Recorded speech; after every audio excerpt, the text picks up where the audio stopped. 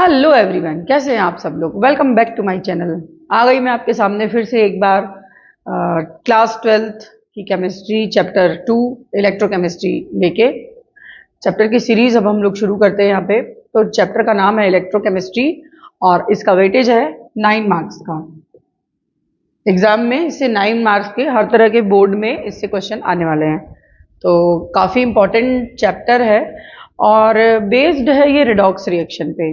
Redox reaction जो तुम लोगों ने 11th क्लास में पढ़ी हुई थी उस पर बेस्ड है। सबसे पहले तो हम लोग ये समझे कि है क्या electrochemistry. So this is the branch of chemistry that deals with the study of relationship between chemical energy and electrical energy.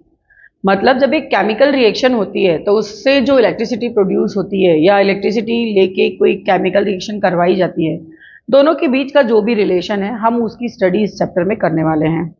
यहाँ पे हमको दो तरह की रिएक्शन मिल जाने वाली हैं। 2 टाइप्स की हैं यहाँ पे रिएक्शन। फर्स्ट है इलेक्ट्रोकेमिकल रिएक्शन एंड सेकेंड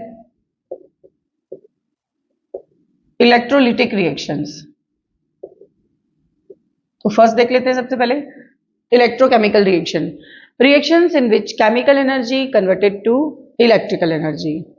मतलब जब ये रिएक्शन प्रोसीड हो जाएगी तो अपने आप इलेक्ट्रिकल एनर्जी प्रोड्यूस होगी, इलेक्ट्रिसिटी प्रोड्यूस होगी। देखो जितने भी सेल होते हैं जितने भी तरह के, उसके अंदर इसी तरह की रिएक्शन होती है इलेक्ट्रोकेमिकल रिएक्शन। मोबाइल की बैटरी, इन्वर्टर की बैटरी और जो भी सेल हम घर में यूज करते हैं, टॉर्च में, कैलकुलेटर में, वॉच में, वो सब इसी तरह के सेल होते हैं, इलेक्ट्रोकेमिकल सेल होते हैं। उनके अंदर एक केमिकल्स होते हैं, वो आपस में रिएक्ट होते हैं, उनकी रिएक्शन से जो केमिकल एनर्जी होती है वो कन्वर्ट हो जाती है इलेक्ट्रिकल एनर्जी में। So this type of reaction is electrochemical reaction. Second जो रिएक्शन है इलेक्ट्रोलिटिक रिएक्शन, ये बिल्कुल इसकी उल्टी होंगी। इलेक्ट्रोलिटिक रिएक्शंस में हमको क्या करना होता है, कोई केमिकल रिएक्शन करवानी है तो करंट डालना पड़ता है, इलेक्ट्रिसिटी उस पर पास करनी पड़ती है, तब जाकर वो रिएक्शन प्रोसीड होती है। तो इस तरह की जो रिएक्शन होती हैं वो कहलाती हैं इलेक्ट्रोलिटिक रिएक्शन। ये रिएक्शन तुमको इलेक्ट्रोलिटिक सेल में देखने को मिलेंगी, ये भी बहुत इंपॉर्टेंट है।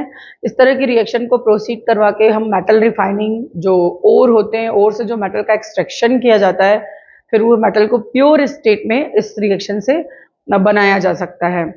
और इस तरह से जितने भी सेल हम पढ़ेंगे यहाँ पे, सेल मेन बेसिकली पूरा सेल पढ़ना है यहाँ। तो यहाँ पर हम जितने भी सेल पढ़ेंगे तो वहां तुम ये जान लो कि तुम उसके अंदर पढ़ने वाले हो रिडॉक्स रिएक्शन। हर तरह के सेल के अंदर, चाहे वो इलेक्ट्रोकेमिकल रिएक्शन शो करता हो, चाहे वो इलेक्ट्रोलिटिक रिएक्शन शो करता हो, उसके अंदर होती तो रिडॉक्स रिएक्शन है। तो हम ये मान के चलते हैं कि तुम लोगों से रिडॉक्स रिएक्शन पूरे तरीके से बनती है जो तुमने 11th क्लास में पढ़ी है। थोड़ा सा बस एक क्विक रिकैप बता देती हूँ उसके लिए तुमको। रिडॉक्स रिएक्शन ऐसी रिएक्शन होती है, रिकैप ले लेते हैं थोड़ा सा।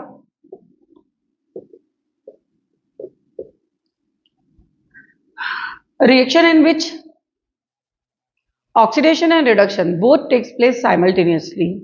मीन्स इस रिएक्शन में एक किसी सब्सटेंस का ऑक्सीडेशन होगा और किसी सब्सटेंस का रिडक्शन होगा।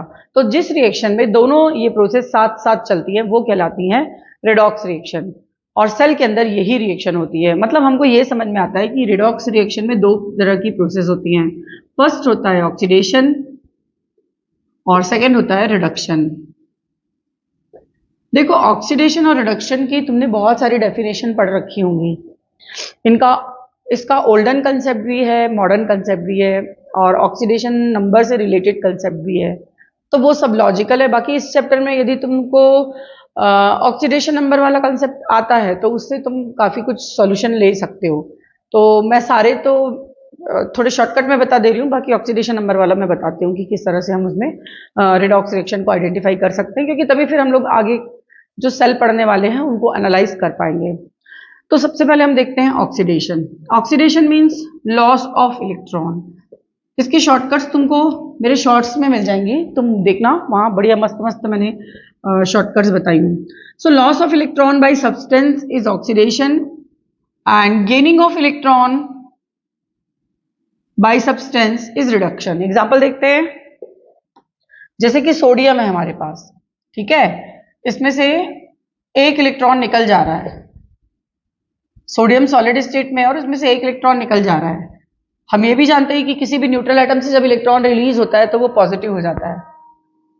कई बार ना स्टूडेंट्स कहते हैं कि ये पॉजिटिव क्यों हुआ? जब चला गया मीन्स डेफिशिएंसी हुई, तो इसको तो निगेटिव होना था। पर केमिस्ट्री थोड़ी सी मैथ से यहाँ पर अलग हो जाती है, क्योंकि इलेक्ट्रॉन की वजह से हो रहा है। इलेक्ट्रॉन निगेटिव चार्ज रखता है, जब वो जाएगा तो उसका चार्ज न्यूट्रलाइज नहीं हो पाएगा, इसलिए वो पॉजिटिव हो जाएगा। तो यहाँ पे थोड़ा सा अपना मैथ्स मत लगाना, यहाँ पे केमिस्ट्री लगाना इलेक्ट्रॉन लॉस और गेन में। तो सोडियम ने इलेक्ट्रॉन लॉस किया, इसलिए ये प्रोसेस हुई ऑक्सीडेशन की। उसी तरह से यदि मैं क्लोरीन ले लूं और ये इस इलेक्ट्रॉन को गेन कर ले, तो वो बदल जाएगा निगेटिव आयन में, और यहां पर हो जाएगा ये गेनिंग ऑफ इलेक्ट्रॉन। तो ये हो गई रिडक्शन की प्रोसेस। ठीक है, फिर जो सब्सटेंस ऑक्सीडेशन की प्रोसेस देगा वो रिड्यूसिंग एजेंट, और जो रिडक्शन की प्रोसेस देगा वो ऑक्सीडाइजिंग एजेंट। इसको ना ऐसा ही याद रखना कि सब्सटेंस हमेशा अपोजिट प्रोसेस देते हैं। ऑक्सीडाइजिंग एजेंट, बच्चों को क्या लगता है? ऑक्सीडाइजिंग एजेंट ऑक्सीडेशन की प्रोसेस देगा, रिड्यूसिंग एजेंट रिडक्शन की प्रोसेस देगा। ऐसा नहीं है, इसको तुम ऐसा याद रखो, एजेंट या सब्सटेंस हमेशा अपोजिट प्रोसेस देंगे। मतलब ऑक्सीडाइजिंग एजेंट हमेशा रिडक्शन की प्रोसेस देगा, हाँ खुद ऑक्सीडाइज हो जाएगा, और रिड्यूसिंग एजेंट हमेशा रिडक्शन की प्रोसेस देगा। रिड्यूसिंग एजेंट हमेशा ऑक्सीडेशन की प्रोसेस देगा, ऑक्सीडाइजिंग एजेंट हमेशा रिडक्शन की प्रोसेस देगा, और रिड्यूसिंग एजेंट हमेशा ऑक्सीडेशन की प्रोसेस देगा। सब्सटेंस हमेशा, एजेंट हमेशा अपोजिट प्रोसेस शो करते हैं, क्योंकि वो खुद उस प्रोसेस को प्रोसीड करते हैं, तो इसलिए रिएक्शन उनकी अपोजिट हो जाती है। इस बात का ध्यान रखना, बड़ा कंफ्यूजन हो जाता है इसमें बच्चों को, तो ये क्लियर रखना तुम अपना। तो इस तरह से ये ऑक्सीडेशन हो गया और ये रिडक्शन हो गया हमको। लेकिन ना ये इस प्रोसेस से भी हम लोग एनालाइज कर सकते हैं रेडॉक्स रिएक्शन को, लेकिन ऑक्सीडेशन नंबर वाली जो प्रोसेस होती है ना वो बहुत ज़्यादा इफेक्टिव होती है, तो वो भी देख लेते हैं हम लोग। सबसे पहले तो हम लोग ऑक्सीडेशन नंबर क्या होता है और इसको किस तरह से फाइंड आउट करना है वो देख लेते हैं। देखो, जब भी कोई एक कंपाउंड का फॉर्मेशन होता है, जैसे कि मान लो ले लेती हूँ मैं KMnO4, तो कंस्टिट्यूएंट एलिमेंट होते हैं। इसमें कंस्टिट्यूएंट एलिमेंट है पोटेशियम, मैग्नीज और ऑक्सीजन। तो वो जब कंबाइंड होते हैं तो वो अपनी वैलेंसी, या बोलना चाहिए अपना चार्ज साथ में लेके आते हैं, क्योंकि उनको जरूरत होती है एक दूसरे की, इनको इलेक्ट्रॉनों की जरूरत होती है। एक्चुअली में सभी अपना ऑक्टेट कंप्लीट करना चाहते हैं, रिएक्शन के पीछे लॉजिक यही होता है, और स्टेबिलिटी गेन करना चाहते हैं, और उसके लिए जिसको जहां से जो मिल सकता है दे सकते हैं, तो वो आते हैं कांटेक्ट में और फॉर्मेशन करते हैं कंपाउंड का।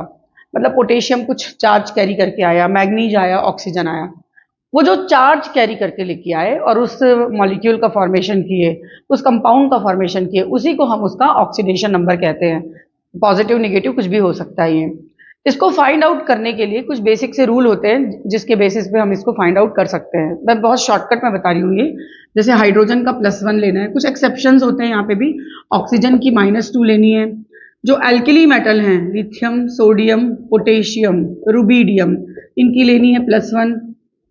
Alkaline earth metal, beryllium, magnesium, calcium, strontium, इनके ऑक्सीडेशन नंबर लेना है +2।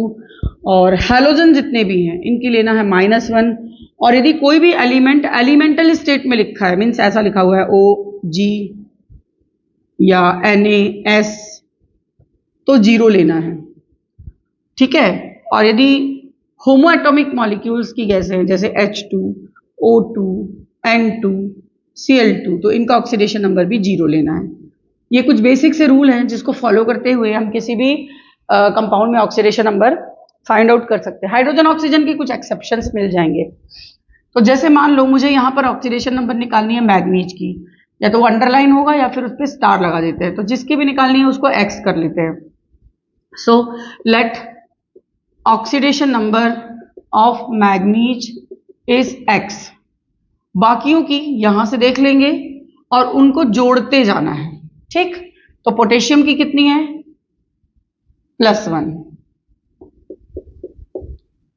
प्लस मैग्नीज की हमने X ले ली है, प्लस ऑक्सीजन की कितनी है? -2। और ये 4 टाइम्स है, जितने बार होंगे उससे उसको मल्टीप्लाई करना है, और इस टोटल को इक्वल कर लो 0 के। यदि यहाँ पे चार्ज होता, अभी नहीं है, यदि यहाँ पे चार्ज होता तो वो टोटल होता उस चार्ज के। जैसे मान लो यहाँ पर -2 होता, तो फिर टोटल 0 के इक्वल नहीं होता, -2 के इक्वल होता। या यहाँ पर होता +1, तो फिर वो टोटल +1 के इक्वल होता, 0 के इक्वल नहीं होता। लेकिन अभी ये न्यूट्रल है, कोई चार्ज नहीं है, तो इसलिए अपन लोगों ने यहाँ पे 0 लिखा। अब हम लोग इसको कैलकुलेट कर लेते हैं, तो ये आ जाएगा 7। तो इस तरह से तुमको कंपाउंड में जिस भी एटम की, जिस भी एलिमेंट की ऑक्सीडेशन नंबर निकालना है तुम इस तरीके से निकाल सकते हो। ये रूल्स याद होने चाहिए, बेसिक से रूल है ये तुम्हें याद होना चाहिए। तो तुम इसको फॉलो करते हुए किसी भी कंपाउंड में किसी भी एलिमेंट की ऑक्सीडेशन नंबर फाइंड आउट कर सकते हो। और इस ऑक्सीडेशन नंबर से भी अब हम ऑक्सीडेशन और रिडक्शन को डिफाइन करेंगे, तो देख लेते हैं उसको भी। Oxidation, increase in oxidation number is oxidation. Reduction, decrease in oxidation number is reduction. और ये ना ऑक्सीडेशन और रिडक्शन फाइंड आउट करने की बहुत इफेक्टिव ट्रिक है मेरे हिसाब से। इससे इजी कोई और ट्रिक नहीं हो सकती, क्योंकि ना ऑक्सीडेशन रिडक्शन में ना थोड़ा कंफ्यूजन हो जाता है बच्चों को। कंफ्यूजन ये हो जाता है कि समझ नहीं पाते कितने इलेक्ट्रॉन ऐड करना है, कितने इलेक्ट्रॉन लॉस करना है, और इसलिए वो मतलब फाइंड आउट नहीं कर पाते, रेडॉक्स रिएक्शन को एनालाइज नहीं कर पाते। लेकिन यदि इस ट्रिक से करोगे, मीन्स ऑक्सीडेशन नंबर को देखते हुए, तो फिर इजीली कर लोगे। तो कैसे करना है देखते हैं इसको। देखो ये एक रिएक्शन, ये एक रेडॉक्स रिएक्शन है। अब इसमें किसका ऑक्सीडेशन हो रहा है, किसका रिडक्शन हो रहा है, वो हम लोग इस डेफिनेशन से समझते हैं। ये एक रेडॉक्स रिएक्शन है। इसको एनालाइज करने के लिए सबसे पहली जो ट्रिक है वो ये है कि रिएक्टेंट और प्रोडक्ट साइड में जो सेम एटम या आयन दिखाई दे रहे हैं उनका पेयर बना दो, सेम का पेयर बना दो। तो सेम का पेयर मतलब सोडियम का सोडियम के साथ और क्लोरीन का क्लोरीन के साथ, ठीक है। अब इनकी ऑक्सीडेशन नंबर शो कर दो। तो मैंने अभी बताई सॉलिड स्टेट में, एलिमेंटल स्टेट में जो भी एटम होता है उसकी ऑक्सीडेशन नंबर 0 होती है। इसकी भी 0 हो जाएगी क्योंकि होमो एटॉमिक मॉलिक्यूल है।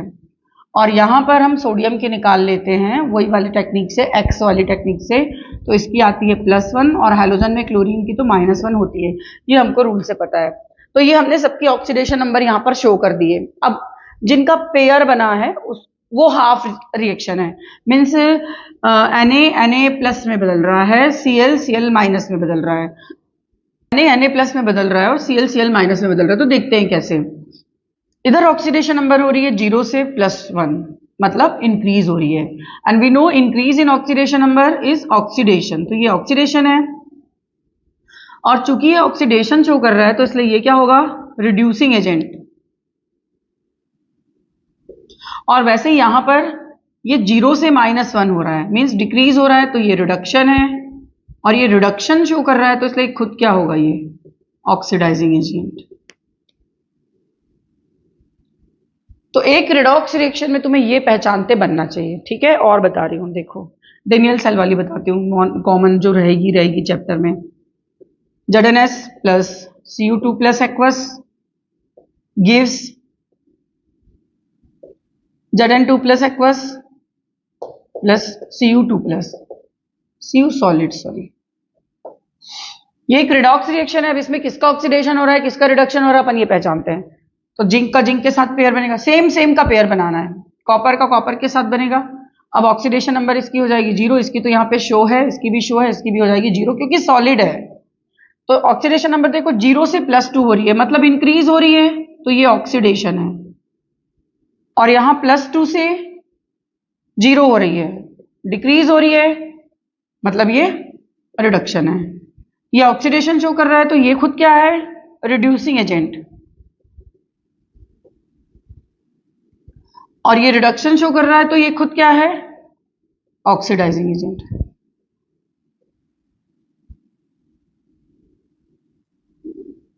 क्लियर। तो इस तरह से हम एक रिडॉक्स रिएक्शन को एनालाइज कर सकते हैं और ये पता लगा सकते हैं कि कहाँ ऑक्सीडेशन हो रहा है और कहाँ रिडक्शन हो रहा है। क्योंकि जब हम ये जानेंगे कि कहाँ ऑक्सीडेशन हो रहा है और कहाँ रिडक्शन हो रहा है, तभी हम फिर सेल के अंदर एनोड और कैथोड को समझ पाएंगे। तो वो हम आगे देखते हैं उसको।